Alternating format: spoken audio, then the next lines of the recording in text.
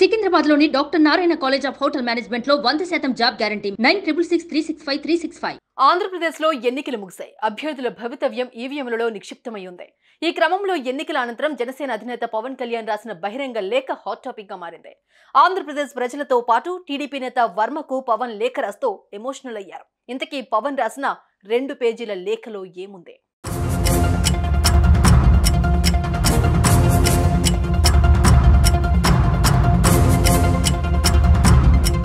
జనసేనాని Pawan Kalyan AP assembly ఎన్నికల్లో కాకినాడ జిల్లా పిఠాపురం నియోజకవర్గం నుంచి పోటీ చేశారు. జూన్ 4న ఎన్నికల ఫలితాలు రానున్నాయి. ఈ నేపథ్యంలో పవన్ కళ్యాణ్ పిఠాపురం నియోజకవర్గ ప్రజలకు కృతజ్ఞతలు తెలిపారు. పిఠాపురం జనసేన అభ్యర్థిగా పోటీ చేసిన తనను ఆదరించి అండగా నిలిచి ప్రేమను చూపించిన పిఠాపురం ప్రజానికానికి హృదయపూర్వక ధన్యవాదాలు అంటూ పవన్ ఓ ప్రకటనలో తెలిపారు. ప్రియమైన ఏపీ ప్రజలకు నమస్కారం అంటూ జనసేనాని లేఖను ప్రారంభించారు. ఎన్నికల్లో మీరు చూపించిన ప్రేమకు హృదయపూర్వక కృతజ్ఞతలుగా తెలిపారు.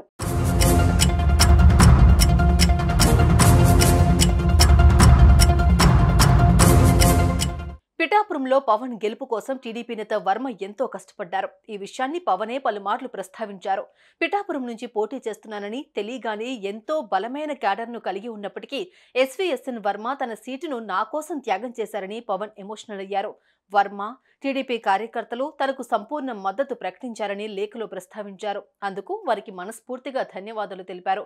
ఈ ఎన్నికల్లో వర్మ అందించిన సహకారం మరువలేనిదని కొనియాడారు. భవిష్యత్తులో ఆయన ఖచ్చితంగా చట్టసభల్లో అడుగుపెట్టి ప్రజల తరపున బలంగా పనిచేస్తారని నమ్ముతున్నానన్నారు.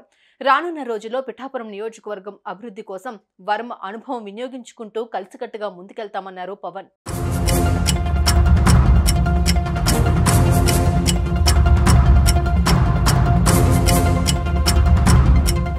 టీడీపీ నేత వర్మ ఈ ఏడాది మార్చి వరకు నియోజకవర్గ నాయకుడే. ఇప్పుడు స్టేట్ వైడ్ లీడర్ అయిపోయారు.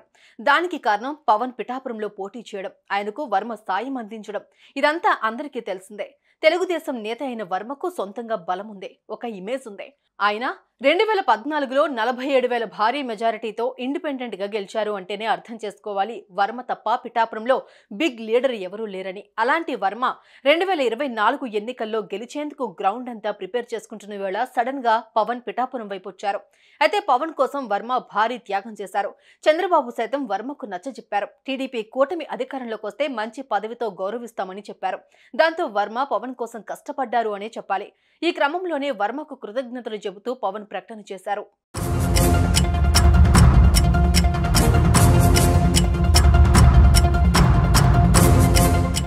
సుమన్ టీవీలో మీ పర్సనల్ అండ్ బిజినెస్ ప్రమోషన్స్ కోసం కింది నెంబర్కి కాంటాక్ట్ చేయండి.